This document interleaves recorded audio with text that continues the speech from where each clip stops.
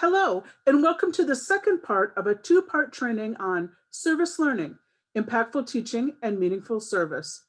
My name is Diane Podolsky, and I am your Director of the Office of Community Engagement, and we are again delighted to welcome Kevin Kelly as our presenter for this two-part series. The format for this second presentation is similar to the first. Kevin has recorded instructional segments, and between these, there will be time for you to pause the presentation and complete a worksheet where you can immediately apply the concepts he just described. Please keep in mind that this presentation is focused on virtual service learning, but the concepts are adaptable to our transition back to in-person instruction, and we invite you to receive the information with this in mind. Please also know that the Office of Community Engagement is available to help you with any questions you may have about service learning or community engaged research. For those of you who are familiar with our office, we delight in providing swag and other giveaways to our faculty. There will be an opportunity drawing for the newly published book by Kevin Kelly at the end of this session, so please stay tuned for the details. Thank you and enjoy. Hi, and welcome back. In part 4, you made some first initial steps in identifying a community partner organization or different service learning projects that your students might complete. Now it's time to identify how do you want the students and yourself to interact with that community organization or multiple organizations if students be working on different projects.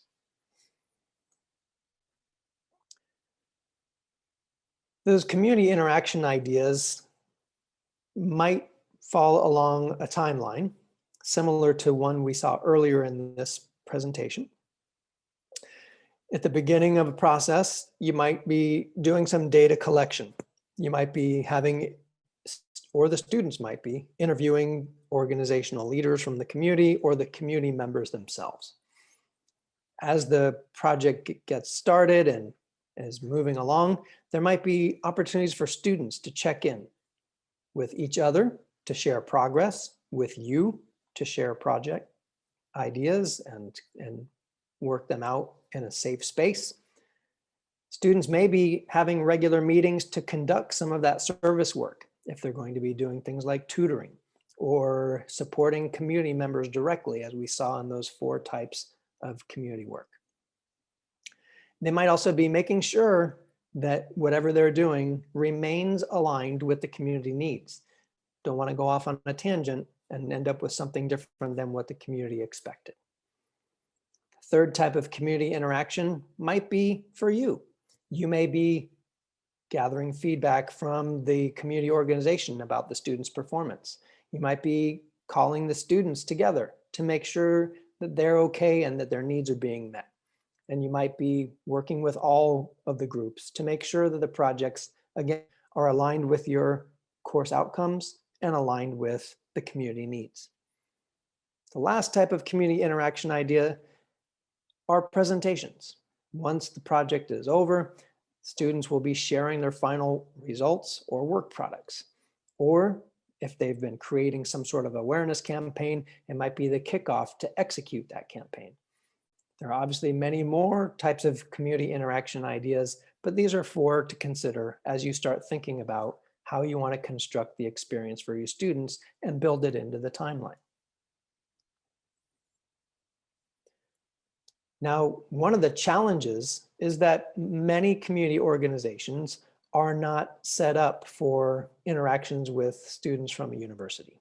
And so you want to consider the different challenges that could impact whether or not these communication strategies will work.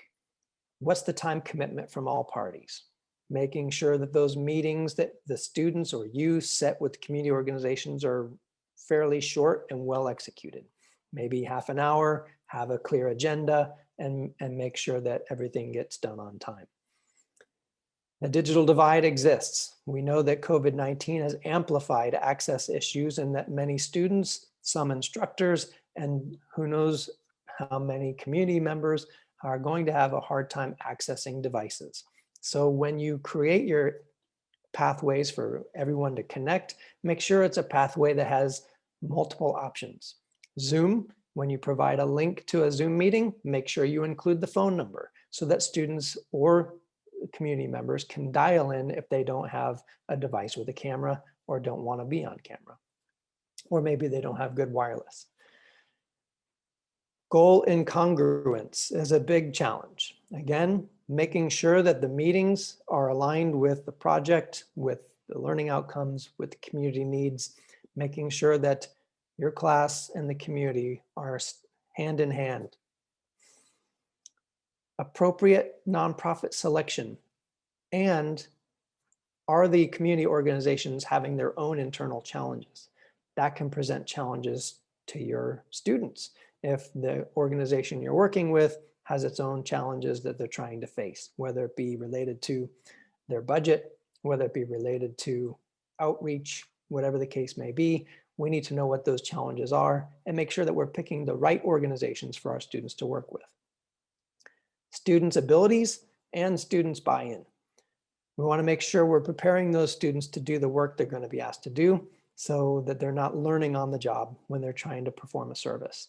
Also, making sure that they have buy-in means, as we mentioned in earlier parts of this workshop, that they're included in the process of selection of the project that you're going to complete or aspects of it. Last, what is the institutional support? Again, checking in with the Cal State San Bernardino's Office of Community Engagement and making sure that you're doing things in a way that follows all the different rules and regulations, but also the best practices related to service learning. Sometimes it's difficult to find the right tool for the job. And when we're talking about communication between your students, yourself, and the community organizations, some things to consider are, again, the time and whether or not the results of that communication need to be saved somewhere as part of a process so that you can use it to build something and so on. In real time, if you need to save something, you can have a Zoom meeting and record it. Using the functions and different software, you can even get captions generated for that recording, and that helps make it searchable, makes it so that you can extract the information you need from that meeting. Asynchronously, on your own time, you could be using things like Google Drive and Google Docs, Google Spreadsheets, and things like that. Dropbox or Box as a way to store and share files and make comments on them, and a tool called Slack, which is a communication channel that many businesses use to basically post messages in different channels related to different topics. If you don't need to save the results of the communications, then you can use synchronous tools like phones, that's very simple, or Zoom without recording. And asynchronously, you can use email, which definitely saves the results, but makes it hard to find because you have to sort through your email box to find all the information you need. So these are just a few ideas of tools for communicating with the community organization. Another way to think about digitizing this service learning experience is not based on should it be saved and what time it's going to take place, but what's the task? So if we think about it in a different way, if the task is we want to communicate, then Google Groups, Pronto, Slack, Zoom, Skype, WhatsApp. Again, thinking about those community members, what tools might they have? What's free so that we're not asking the community organization to invest money. Community data collection. Maybe use a Google form, or if San Bernardino has a campus survey tool like Qualtrics or SurveyMonkey, how do we use those tools to help support data collection for the project? Collaborative authoring. I've mentioned Google Docs. Some people like wikis, and some people use Dropbox or Box as a way to share documents that are being edited. Collaborative resource sharing. If they're files, then you might use Google Drive. If it's web-based resources, then you might use social bookmark tools like Diigo. Media sharing. There's Instagram, Facebook, Flipgrid, Flickr. There are a number of tools out there that allow for media sharing, where you can create a gallery, where you can basically record experiences and create a sense of community even though you're not together. Last but not least, if the service learning and task involves a presentation, I'm using Google Slides right now. They work great. You can also use VoiceThread, which allows anyone to comment on each individual slide. Also allows students to record individual slide audio so that way there's a way for a team to work asynchronously on a project. Again, want to be thinking about accessibility for students and community members with disabilities. So make sure that you check with your academic technology team and the Office of Community Engagement to make sure the tools make sense. I want to talk a little bit about risk reduction. Even though these service learning projects are going to be virtual, there's still some different regulations that need to be considered. You want to reduce the risk and liability exposure so that the students have a safe, healthful, and fulfilling educational experience, whether it's virtual or off campus in a safe, physically distant experience. This is also a way to prepare students for the workforce. They need to know that there's importance in going through training when you begin a certain process and understanding why safety protocols matter. It also teaches students important career-related and life skills. Other aspects of the risk reduction part of the process, the university and some agencies already have agreements that are geared toward protection. So you may check with, again, the Office of Community Engagement to make sure that whatever organization you're considering working with, to see if any agreements already are in place and no amendments are needed. New projects will need to undergo new risk assessments. If you have questions, contact the Office of Community Engagement right there on your campus. And there are some other places to go for some general frequently asked questions. The Cal State Office of Community Engagement has put these resources together. So here we are at the end of part 5. We're moving along, but we're not done yet. So pause the workshop video, set your timer for 5 minutes, and identify one way that you think you would like your students, yourself, and the community organization or the community at large to interact with one another. When you're ready, restart the workshop video and we'll start part 6.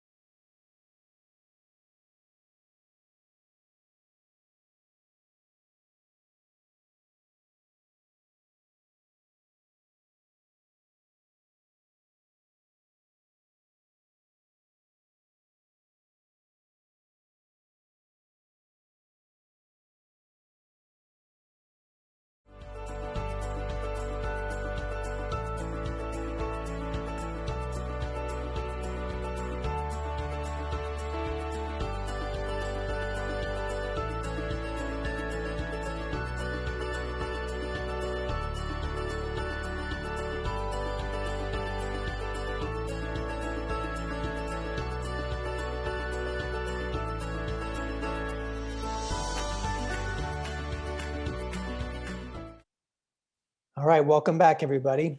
In part 5, we thought about the different ways that we want to create interaction opportunities for the community, the students, and ourselves as teachers to communicate and share knowledge and experience, possibly even do some of the work. Now we're going to start thinking about reflection. And so one of the toughest challenges for creating a reflection activity for students is writing a prompt that helps them really take assessment of their experience and put it down in a way that helps drive what they would do in the future. I'm a big fan of this quote by John Dewey, the educator. We do not learn from the experience itself. We learn from reflecting on experience. And so we're going to make that one of our guidelines as we go through this part and the next part about reflection. Earlier, I mentioned, and based on this consortium to promote reflection in engineering education at University of Washington graphic, reflection is thinking on past experiences to inform future action. So we'll use that as our way, as our guide for the prompts that we might ask students to create. Now, there are quite a few types of reflection prompt frameworks. And so I've put 5 here for you so that you can do some exploration on your own and identify which framework works for your project and for your students. The first framework is reflection along a timeline. Cal State Channel Islands has a page where they talk about putting together reflection prompts before students begin the service learning work, during the service learning work, and toward the end of that experience. By having them work along a timeline, it allows them to see their progress over time, the growth that they've made, the achievements for the community's sake, and more. Another framework involves a specific reflection focus. Indiana University has put together reflection questions focused on the issue or need the community needs to have addressed, the client or community organization, the self being the student, and how is the student progressing or engaging in this, and the course experience. How is the course helping students understand the issues better so that they're prepared to serve the community? Another framework for reflection prompts involves a common set of questions. What they call it the what, so what, and now what framework. Gateway Technical College has a service learning reflection toolkit that builds on that and explains what each area is designed to do. A fourth framework for reflection prompts involves different levels of reflection. Oregon Campus Compact has a guide that talks about level 1 being the student has room to grow. Level 2 means the student has started creating a quality reflection. And level 3 means a student has achieved some sort of mastery in the reflection process. So again, making space for the fact that students may not be accustomed to being reflective. We don't often sit and think about how things are going. And so having that grace for students to begin as beginners and work their way towards mastery. A final framework for reflection prompts involves combining emotion and reflection. So Felton, Gilchrist, and Darby have a paper where they outline the importance of making sure emotion is part of the process. How are we considering students' needs as emotional beings as they go through a service learning project? So any of those frameworks might work, but you'll have to make the decision about which one makes the most sense for your learning outcomes, for the service learning projects, and for your students' needs.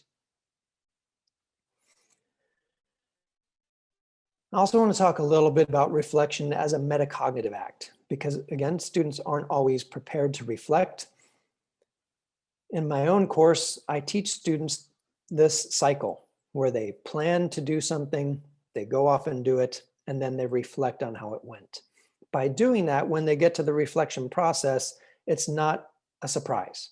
They've already been engaged in thinking about the entirety of what they're doing before, during, and after. And so that reflection becomes part of a cycle instead of an add-on activity.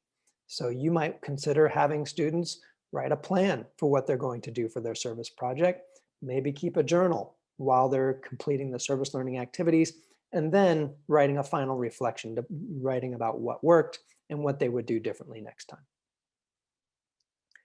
I also like to think about reflection in the larger context of our course. And in this case, it might be using electronic portfolios, which I'll cover in more detail in part 7. But here you can see reflection is in between metacognition, which I brought up just a second ago, and community, which is a huge aspect of the service learning project. There are also ties to motivation because reflection helps students stay motivated. And it also can be used as part of the assessment framework of how you're engaging and determining if students reached your learning outcomes. So if we look at the details behind this, in the reflection circle itself in this Venn diagram, you can see requiring students to pay attention to the purpose of what they're doing might be first and foremost. In a community sense, reflection can reward peer review within the class and also include community feedback if you're going outside your classroom. When you're connecting to metacognition and reflection, it's a way to cultivate critical thinking. And you can see the rest of this diagram talks about the concepts related to community, motivation, and assessment, metacognition, and reflection as part of an overall interconnected process. I wanted to touch a little bit about which tools to use for those digital reflections. And again, we can think about some questions that will help us decide which tools to use. One question people often ask is, who can see that reflection? If you only want the students who wrote it and you, the teacher, to see the reflections, then a safe place to make that happen in the learning management system would be the assignment tool. Outside the learning management system, you might use Dropbox. If you want the small groups or even the entire class to see those reflections, then you might use a discussion, a wiki, group pages within the learning management system, or you might actually use an online gallery, a class electronic portfolio like Pathbright, or video reflections like Flipgrid. You could also use Google Docs or VoiceThread, as we've talked about before. Some of those, depending on the permission settings, allow you to share those reflections with the entire world. So if you want to make this so that the community members can see the growth of your students as they serve their community, then you can just change the settings from private to public in any of those outside the learning management system environments that I just described. All right, so we've got some ideas about the types of reflection prompts that we're going to ask our students, especially around those different frameworks. So go ahead and take a look at the ones that intrigue you the most. Pause this workshop video, set a timer for yourself for around 5 minutes, and write a draft prompt or several prompts for the students to reflect about their service learning experience. When you're done drafting that prompt, restart the workshop video and we'll begin with part 7.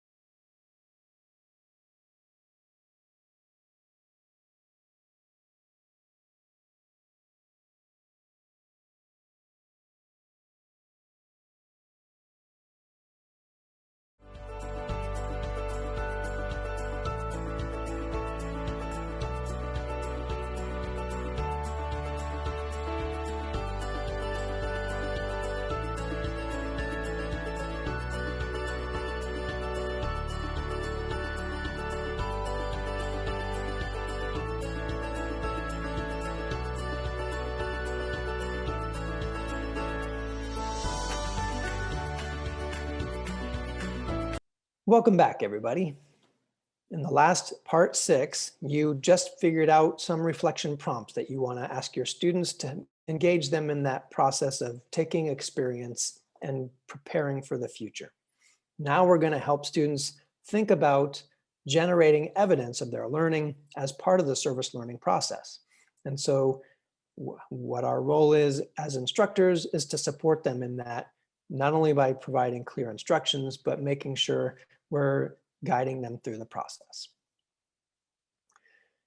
First, it's important to ask ourselves, how can students generate evidence of remote experiential learning? What do they need to do?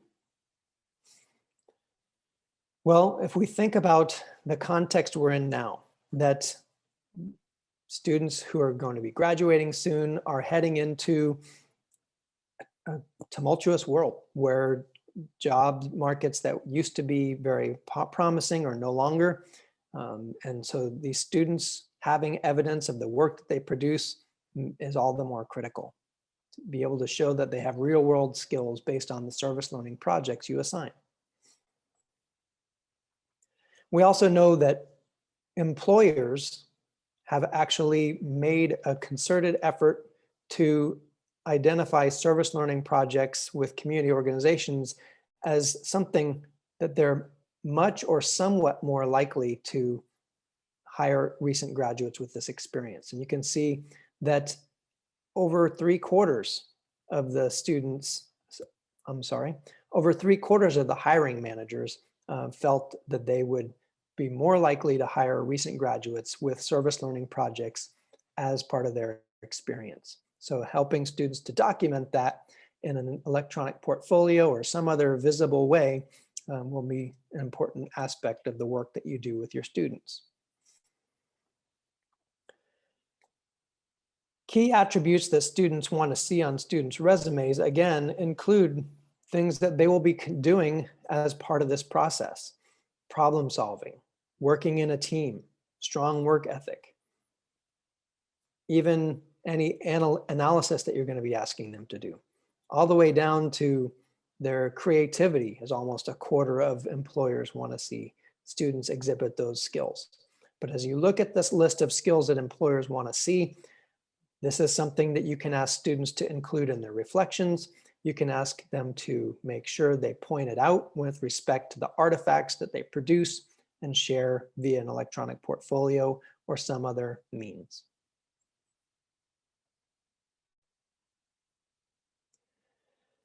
So I mentioned Termi Portfolio. It's basically a specific version of a personal website that's designed to present an aspect of self. It reveals things that you wouldn't necessarily find on LinkedIn, on a profile for, let's say, Twitter or Instagram, or even a resume. The portfolio does this by making sure that you don't only read about a person, but you see evidence that they've done certain work. So they create a holistic message across multiple aspects of your presence. They give the students more control and ownership to communicate unique skills, experiences. They provide a richer context and background by having those reflections that go along with each artifact the student produces and help students differentiate themselves from others that might be doing similar work, and also differentiate themselves from other platforms like Twitter, Facebook, Instagram, and so on. The evidence we ask students to put in an ePortfolio, it basically could take any number of forms. And here are some examples you can see on the right. It could be pictures or images of the students performing a certain task or of the results of a certain task, videos of them performing that task or the results of a task, an interview with community members. And those videos don't necessarily have to happen on a smartphone. It could be a video done in a Zoom session or a screencast. Different projects, research papers, teachable moments, key learning experience, even a blog if the students work together to create some sort of ongoing journal of their community work that they're doing as a service learning project. One last aspect of this generating evidence process is that students are forced to become integrative learners. They're actively working to perceive the connections they make and convey them effectively to others. This isn't just a box of stuff that you pop in a moving van. This is a collection of carefully selected artifacts with reflections to tie them all together for an audience.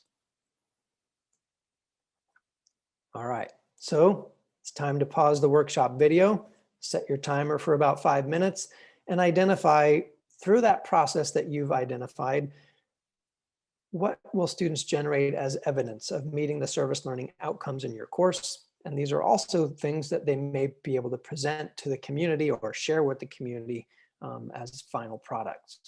As I shared in that example from my needs assessment course in the past, they might share the instrument they developed, the analysis of the results that they collected from that instrument, the report that they wrote, any final presentation that they gave. Different aspects of the process can all be separate artifacts, and maybe they only share one or two, the final report and the final presentation, with the community itself.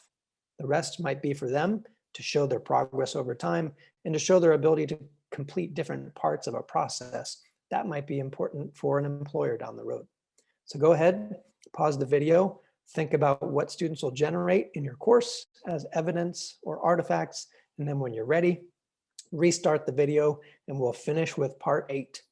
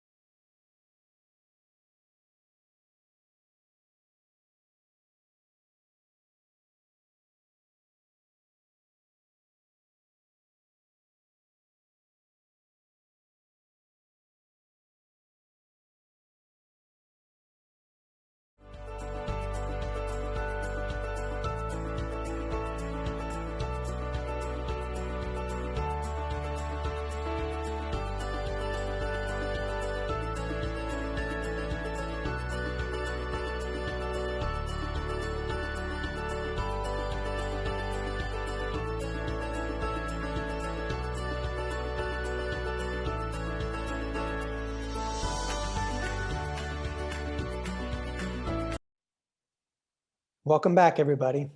We've reached part 8. You're almost there.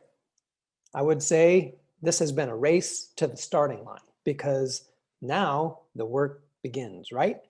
We're going to identify some next steps for developing your service learning project or activity, and you're going to identify who at your campus, Cal State San Bernardino, can help you continue what you started. So those next steps, again, thinking of the 3 core outcomes and deliverables that we wanted to put together for this workshop, might involve help with course design. You might not only reach out to the Office of Community Engagement, but the Center for Teaching and Learning at Cal State San Bernardino. How do you integrate service learning projects into your course in a comprehensive way that align with your outcomes and help students gain practical skills while doing this work? Another thing you might need help with is the community engagement aspect. Do you need help connecting with a community partner, or maybe addressing that risk reduction, checking to see if there's already an agreement with an organization, or creating an agreement and doing a risk assessment with an organization that might be new? Any aspect of that Office of Community Engagement is there to help. Contact them right away. Last but not least, reflection activities. Do you need help supporting student reflection in any way? Again, you might go to the Office of Community Engagement, your Center for Teaching and Learning there on campus, or maybe even some of your colleagues who have done reflective work in their own courses in the past. So these are things for you to think about. Where do I need help? And then where do I go to get that help? I've identified on your own campus that Office of Community Engagement. I've put their website and email here on this slide, as well as the names of the people who are currently doing work with faculty. Here you can see that list and connect with any of the above by checking in with that office. All right, so here we are at part 8. Pause the workshop video, set a timer for yourself, and then write 3 questions that you plan to ask the Office of Community Engagement team to continue and complete your service learning project. Once you do, restart the video and we'll wrap it up.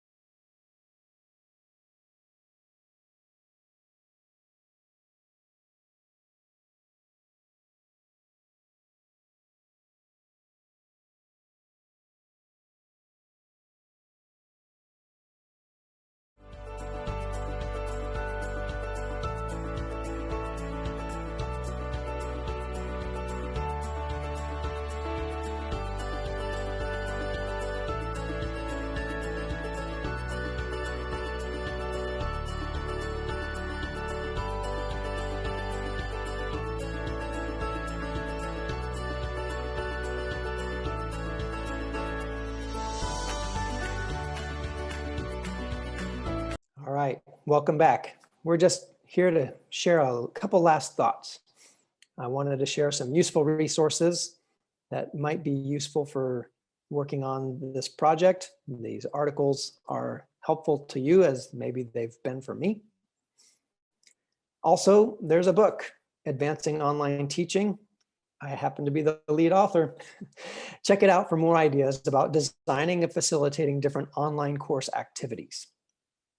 There's a discount code on the Stylus website, ETS30, if you want to get a copy for a friend. Last, I'd like to say thanks.